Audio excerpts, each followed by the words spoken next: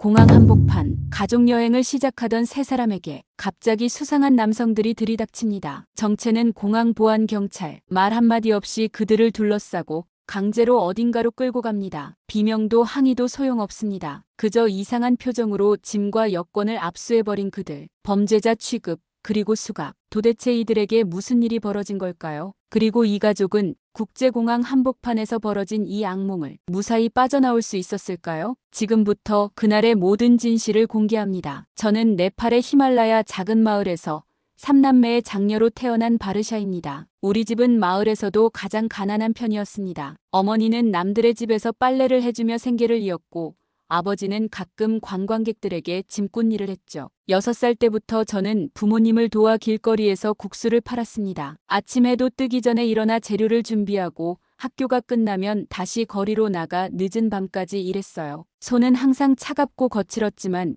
그것보다 더 차가운 건 사람들의 시선이었습니다. 마을 사람들은 저를 볼 때마다 안타까운 눈빛을 보냈어요. 그 눈빛 속에는 저 아이는 평생 그렇게 살겠지라는 체념이 담겨 있었습니다. 가난은 참을만 했어요. 우리 마을 사람들 대부분이 비슷한 상황이었으니까요. 하지만 그 시선들, 그 체념은 참기 힘들었죠. 마치 제 미래는 이미 정해져 있다는 듯한 눈빛들이 가장 무거운 짐이었습니다. 12살 때였어요. 우리 마을에 한 NGO 자원봉사자가 왔습니다. 그분은 한국에서 왔다고 했죠. 매일 밤 우리 가게에서 국수를 사가셨어요. 어느 날 그분이 저에게 말을 걸었습니다. 한국은 열심히 하면 기회를 주는 나라야. 너처럼 부지런한 아이라면 분명 꿈을 이룰 수 있을 거야. 그날 밤 히말라야의 별이 유난히 많은 밤하늘 아래에서 처음으로 진짜 꿈을 꿨습니다. 내일 당장 먹을 것을 걱정하는 것이 아닌 먼 미래에 대한 꿈이었어요. 그 꿈은 단순했습니다. 나도 기회가 있는 곳에 가고 싶다. 그 작은 소망이 제 가슴 속에 자리 잡았어요. 학교에서 더 열심히 공부하기 시작했습니다. 국수 가게 일을 하면서도 책을 놓지 않았죠. 수학 문제를 풀다가 손님이 오면 급히 책을 치우고 국수를 팔았어요. 책에 국물이 튀어 얼룩이 생겨도 개의치 않았습니다. 아버지는 제가 공부하는 것을 좋게 보지 않으셨어요. 딸은 결국 시집 갈 텐데 공부가 무슨 소용이냐는 생각이셨죠. 하지만 어머니는 달랐습니다. 밤늦게 촛불 아래에서 공부하는 저를 보며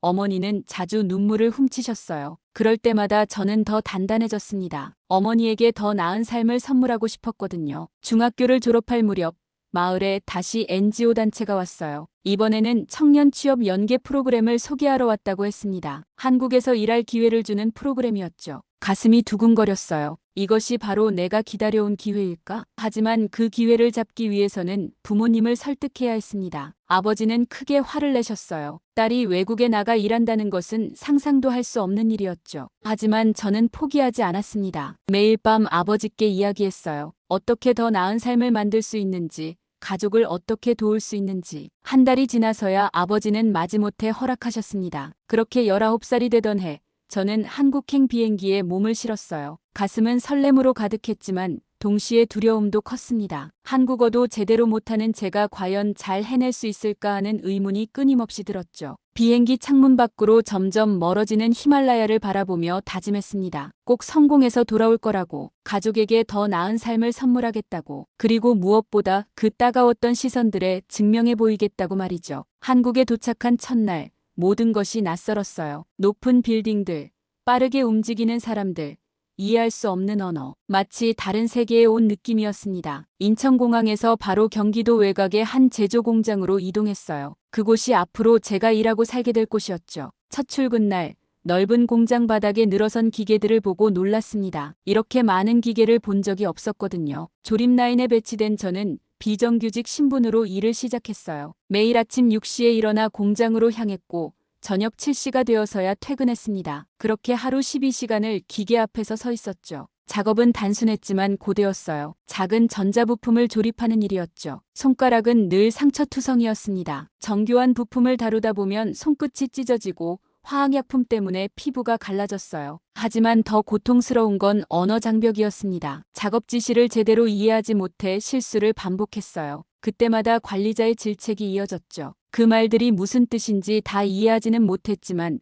화난 표정은 알아볼 수 있었어요. 매일 밤 기숙사로 돌아와 베개에 얼굴을 묻고 울었습니다. 고향이 그립고 어머니가 그리웠어요. 하지만 돌아갈 수는 없었습니다. 가족들은 제가 돈을 보내주길 기다리고 있었으니까요. 언어 장벽보다 더 높았던 건 사람들의 무관심과 차별이었어요. 구내 식당에서 밥을 먹을 때면 저 옆에 아무도 앉지 않았습니다. 마치 제가 전염병을 가진 사람처럼요. 귓가에 들리는 수군거림은 가슴을 아프게 했어요. 외국인이라서 더러운 일만 시킨다는 이야기, 냄새가 난다는 이야기, 이런 말들이 제 귀에 들어올 때마다 고향에서 들었던 체념의 시선이 떠올랐습니다. 하지만 포기하지 않았어요. 하루 12시간 근무를 마치고 기숙사로 돌아와서도 휴대폰으로 한글을 공부했습니다. 작은 화면을 들여다보며 한글 자음과 모음을 외웠죠. 매번 앱을 켤 때마다 손가락이 아파 울고 싶었지만 참았어요. 주말이면 외국인 노동자를 위한 무료 학원을 찾아다녔습니다. 2시간 동안 버스를 타고 가야 했지만 그 시간조차 아깝지 않았어요. 버스 안에서도 한국어 단어장을 들여다보며 열심히 외웠습니다. 매일 밤 거울 앞에서 한국어로 되뇌었어요. 나도 누군가로 인정받고 싶어요. 나도 한국을 사랑할 수 있다고 보여주고 싶습니다. 이 말을 하며 스스로를 다독였죠. 꿈이 생기니 버틸 힘도 생겼습니다. 낮에는 공장에서 일하고 밤에는 편의점 아르바이트를 시작했어요. 잠은 하루 4시간이 전부였습니다. 그렇게 2년이 지났을 때 공장에서 정규직 전환 기회가 왔어요. 한국어 실력이 늘고 일도 익숙해지면서 조금씩 인정받기 시작했죠. 관리자들도 이제는 제 이름을 불러주기 시작했습니다. 바르샤 씨, 이렇게요. 그 작은 변화가 저에게는 큰 희망이었어요. 정규직이 되고 나서 첫 월급날 고향에 돈을 보냈습니다. 어머니에게 전화를 걸어 좋은 소식을 전했어요. 어머니는 전화기 너머로 울음을 터뜨리셨죠. 그 울음소리에 제 마음도 울컥했습니다. 이게 바로 내가 여기 온 이유구나 생각했어요. 하지만 이제 저는 더 큰 꿈을 꾸기 시작했습니다. 단순히 돈을 벌어 보내는 것이 아니라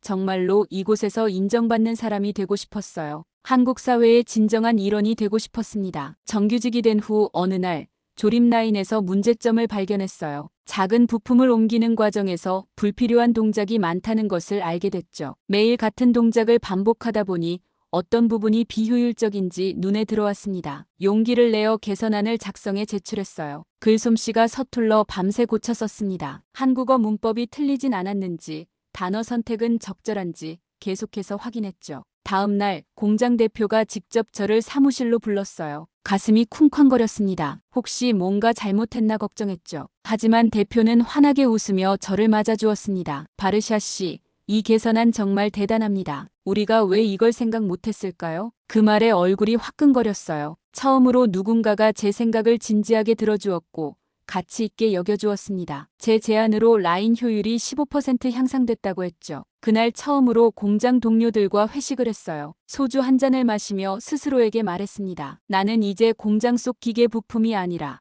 이 공장을 움직이는 사람이다. 그 후로도 여러 개선안을 제안했고 그중 몇 가지는 실제로 적용됐습니다. 공장에서 일하며 한국의 중소기업 구조를 누구보다 잘 이해하게 됐죠. 어느 날 문득 깨달았어요. 이 구조 자체가 바뀌어야 국민 삶이 나아진다. 그때부터 저는 더 큰 꿈을 꾸기 시작했습니다. 단순히 공장의 한 부분을 개선하는 것이 아니라 중소기업 전체의 구조를 바꾸는 일에 기여하고 싶었죠. 야간 대학에 등록해 산업공학을 공부하기 시작했어요. 낮에는 공장에서 일하고 저녁에는 학교에 가고 밤에는 편의점에서 아르바이트를 했습니다. 수업이 끝나면 새벽 4시, 2시간 자고 다시 공장으로 출근했어요. 졸음을 참으며 기계를 다루는 날도 많았죠. 그래도 포기하지 않았습니다. 제 손에 쥐어진 볼펜은 더 이상 국수 그릇을 들던 손이 아니었어요. 미래를 그려나가는 손이었습니다. 대학에서 배운 지식과 공장에서의 경험을 바탕으로 중소제조업, 작업 환경 최적화 시스템이라는 아이디어를 발전시켰어요. 이 시스템은 작업자의 동선과 공정 흐름을 분석해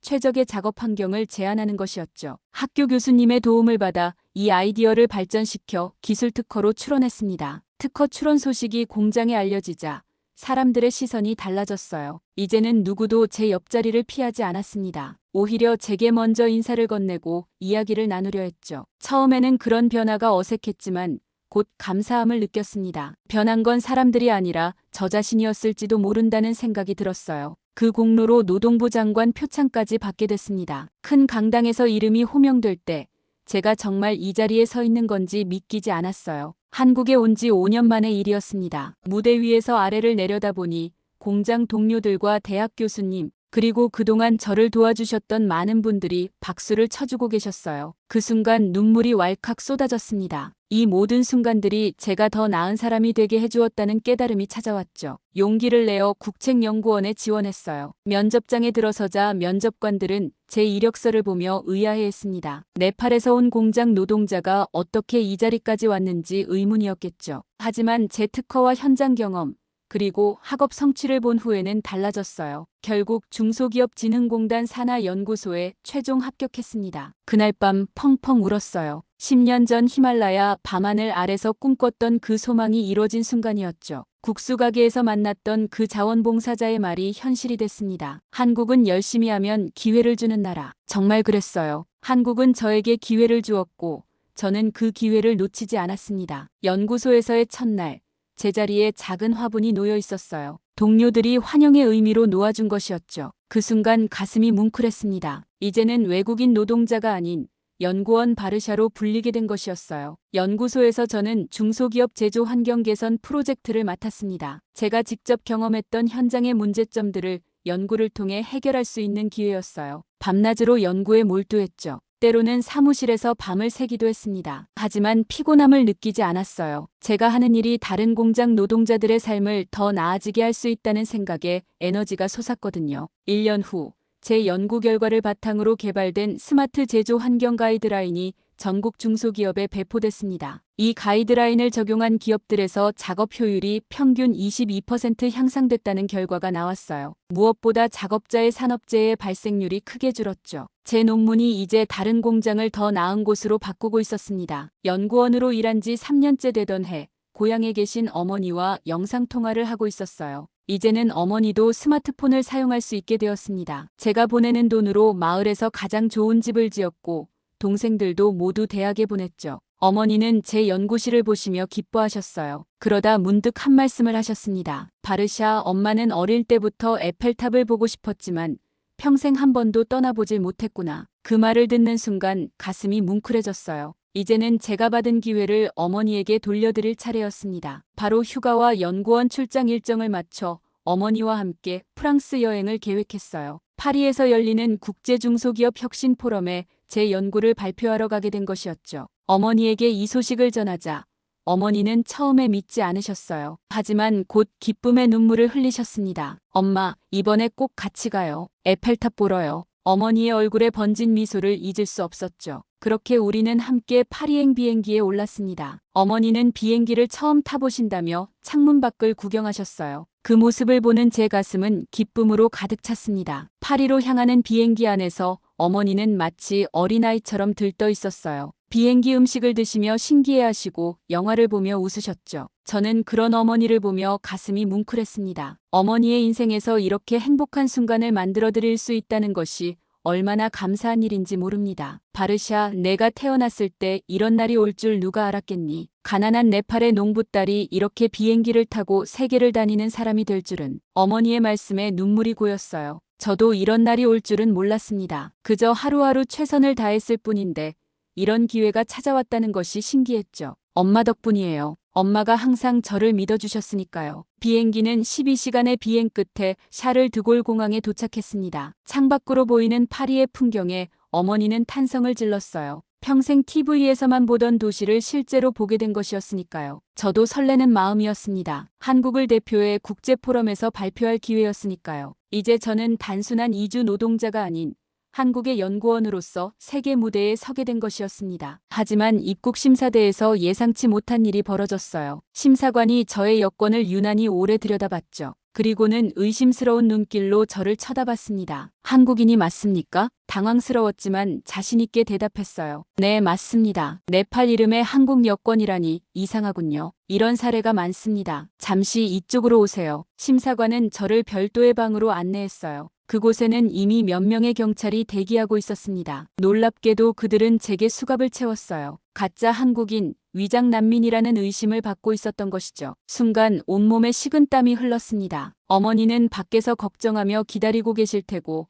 저는 이곳에서 범죄자 취급을 받고 있었어요. 하지만 침착함을 유지했습니다. 고향에서도 한국에서도 이보다 더한 역경을 이겨냈으니까요. 한국 대사관에 연락할 수 있게 해주세요. 여러 번 요청 끝에 겨우 전화를 허락받았습니다. 다행히 대사관과 연결이 됐어요. 제 상황을 최대한 자세히 설명했죠. 저는 대한민국 국책연구원이며 국제포럼 발표를 위해 방문했다고요. 전화를 끊으며 속으로 되뇌었습니다. 한국은 저를 포기하지 않을 거예요. 이 말을 되뇌며 기다렸어요. 약 2시간 후 한국 대사관에서 이준호 영사가 도착했습니다. 이 영사는 프랑스 당국에게 저에 대해 설명하기 시작했어요. 이준호 영사는 저의 신분을 증명하기 위해 다양한 서류를 제출했습니다. 제 연구 논문, 특허 증명서, 정부 표창장, 포럼 초청장 등이었죠. 그리고 강한 어조로 말했습니다. 그녀는 한국이 키운 인재입니다. 한국은 이런 사람을 지켜야 합니다. 그 말을 듣는 순간 제 눈에서 눈물이 흘렀어요. 제가 한국에서 지내온 10년의 세월이 이 한마디로 인정받는 것 같았습니다. 한국이 저를 키워주었다는 말이 얼마나 큰 의미인지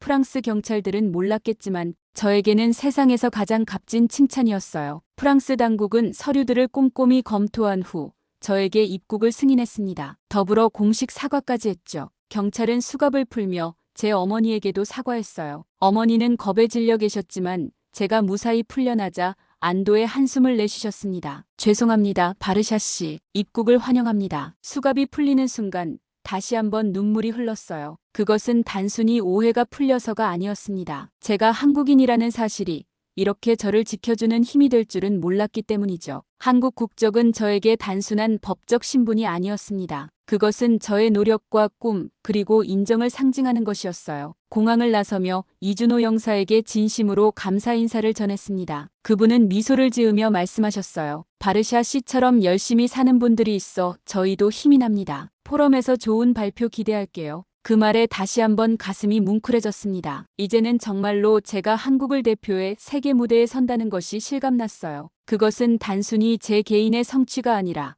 저를 믿고 기회를 준 한국 사회에 대한 보답이기도 했습니다. 호텔에 도착해 잠시 휴식을 취한 후 어머니와 함께 파리 시내로 나갔어요. 어머니는 에펠탑을 보기 위해 안달이 나셨죠. 평생 꿈꿔왔던 순간이 눈앞에 있었으니까요. 택시를 타고 에펠탑으로 향하는 동안 어머니는 창밖의 풍경에 감탄사를 연발하셨습니다. 그 모습을 보는 것만으로도 제 마음은 행복으로 가득 찼어요. 에펠탑이 시야에 들어왔을 때 어머니는 숨을 멈추셨습니다. 그리고는 떨리는 손으로 제 손을 꼭 잡으셨어요. 어머니의 눈에는 행복의 눈물이 고여 있었죠. 그 눈물 속에는 고된 삶 속에서도 포기하지 않았던 꿈이 담겨 있었습니다. 바르샤, 이게 정말 에펠탑이구나. 내가 정말 여기 와 있는 거지. 어머니의 물음에 저는 고개를 끄덕였어요. 이제 우리는 정말로 여기에 와 있었습니다. 히말라야 자락의 작은 마을에서 국수를 팔던 소녀와 그 어머니가 이제는 파리의 에펠탑 아래에 서 있는 것이었죠. 그 여정이 얼마나 길고 험난했는지 돌이켜 생각하니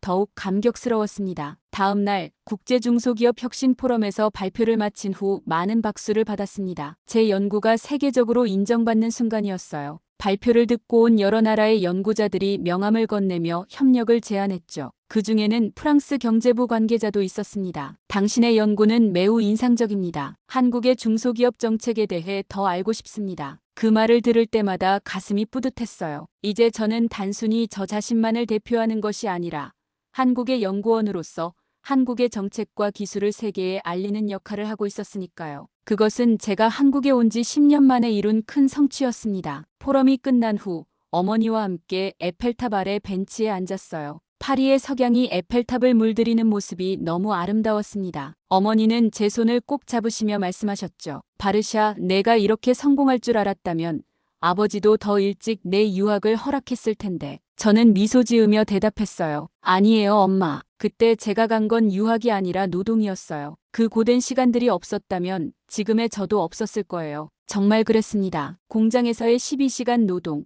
편의점 아르바이트, 야간 대학 공부, 그 모든 순간들이 저를 지금의 자리에 서게 해준 거였죠. 그 고된 여정이 있었기에 지금의 달콤함이 더 특별하게 느껴졌습니다. 어머니는 제 어깨에 머리를 기대시며 말씀하셨어요. 엄마가 평생 꿈꿔온 에펠탑을 보게 해줘서 고맙구나. 그 말에 제 마음은 더욱 뭉클해졌습니다. 제가 받은 기회를 어머니에게 돌려드릴 수 있다는 것이 얼마나 큰 축복인지 모릅니다. 한국에서의 제 노력이 이제는 가족에게도 행복을 선사할 수 있게 된 것이었죠. 엄마, 여기까지 오는데 10년이 걸렸지만 이 순간만큼은 평생 잊지 못할 거예요. 어머니는 눈물을 훔치시며 고개를 끄덕이셨어요. 그 묵묵한 동해 속에는 우리가 함께 견뎌온 시간들에 대한 공감이 담겨 있었습니다. 가난과 차별 그리고 편견을 이겨내고 마침내 이곳에 도달한 우리의 여정. 그것은 쉬운 길이 아니었지만 그 여정이 있었기에 지금의 기쁨이 더욱 크게 느껴졌습니다. 다음 날 우리는 한국으로 돌아왔어요. 인천공항에 도착했을 때 마치 집에 온 것 같은 안도감이 밀려왔습니다. 이곳이 이제 제 제2의 고향이 된 것이었죠. 입국 심사대에서 한국 여권을 내밀 때 가슴속에 자부심이 일었어요. 이 여권은 단순한 증명서가 아니라 제 인생의 새로운 장을 열어준 열쇠였으니까요. 챕터 8. 나는 한국에서 다시 태어났습니다. 프랑스 여행 이후 1년 저는 중소기업진흥공단에서 더 큰 프로젝트를 맡게 되었습니다. 외국인 노동자 작업 환경 개선 프로젝트였어요. 제가 직접 겪었던 그리고 많은 외국인 노동자들이 겪고 있는 어려움을 해결하기 위한 프로젝트였죠. 이 프로젝트를 통해 공장의 작업 매뉴얼을 다국어로 제작하고 외국인 노동자를 위한 안전교육 시스템을 구축했습니다. 프로젝트 발표회에서 제 사례를 이야기했어요. 어떻게 공장 노동자에서 연구원이 되었는지, 그 과정에서 어떤 어려움이 있었는지, 그리고 무엇보다 한국 사회가 어떻게 저에게 기회를 주었는지. 발표를 마치자 많은 분들이 눈물을 훔치셨습니다. 그 중에는 여러 기업의 대표들도 계셨어요. 발표 후 한 중소기업 대표가 다가와 말씀하셨습니다. 바르샤 씨 덕분에 많은 것을 깨달았습니다. 우리 회사에도 외국인 직원들이 많은데 이제는 다르게 대하겠습니다. 그 말을 들으며 가슴이 따뜻해졌어요. 제 이야기가 누군가의 인식을 바꿀 수 있다는 것이 기뻤습니다. 한 사람의 변화가 모여 사회를 바꿀 수 있다고 믿기 때문이에요. 프로젝트는 큰 성공을 거두었습니다. 시범 적용된 공장들에서 외국인 노동자의 만족도가 크게 높아졌고 안전사고도 줄어들었어요. 무엇보다 한국인 노동자들과 외국인 노동자들 사이의 벽이 조금씩 허물어지기 시작했죠. 그것이 저에게는 가장 큰 성과였습니다. 최근에는 네팔에서 온 젊은 노동자들을 멘토링하는 프로그램도 시작했어요. 한 달에 한 번 그들을 만나 제 경험을 나누고 한국 생활에 적응하는 데 도움을 주고 있습니다. 때로는 고향 음식을 함께 만들어 먹기도 하고 한국어 공부를 도와주기도 하죠. 그들의 눈빛에서 10년 전 제 모습을 보는 것 같아요. 불안하고 두렵지만 그 속에 담긴 희망의 빛. 어느 날 멘토링 프로그램에 참여한 한 청년이 저에게 물었습니다. 바르샤 언니, 어떻게 이렇게 성공할 수 있었어요? 특별한 비결이 있나요? 그 질문에 잠시 생각에 잠겼어요. 특별한 비결이 있었을까요? 저는 그저 하루하루 최선을 다했을 뿐인데. 하지만 그렇게 말하면 너무 추상적일 것 같아 다른 대답을 했습니다. 특별한 비결은 없어요. 다만 내가 한국을 진심으로 사랑했고 한국도 그 마음을 알아주었던 것 같아요. 정말 그랬습니다. 저는 한국에서 태어나지 않았지만 누구보다 한국을 사랑하게 됐어요. 그리고 그 사랑은 이제 제 정체성이 되었습니다. 네팔에서 태어났지만 한국에서 다시 태어난 바르샤. 그것이 바로 저입니다. 지금의 저는 행복합니다. 의미 있는 일을 하고 사랑하는 사람들과 함께하며 꿈을 이루어가고 있으니까요. 때로는 힘든 순간도 있지만 그런 순간마다 히말라야의 별빛 아래서 꾸었던 꿈을 떠올립니다. 그리고 그 꿈을 이루게 해준 한국에 감사함을 느끼죠. 국적은 단순한 종이 한 장이 아닙니다. 그것은 누군가를 진정으로 지켜주는 진짜 힘이에요. 저는 그 힘을 믿습니다. 그리고 그 힘을 통해 더 많은 사람들에게 희망을 전하고 싶어요. 제가 받은 기회를 이제 다른 이들에게 돌려줄 차례니까요. 에펠탑 아래에서 어머니와 나눈 약속을 매일 아침 되새깁니다. 더 나은 세상을 만들기 위해 노력하겠다는 약속. 그래서 오늘도 저는 연구실로 향합니다. 새로운 꿈을 안고 새로운 도전을 향해 한국에서 다시 태어난 바르샤로서.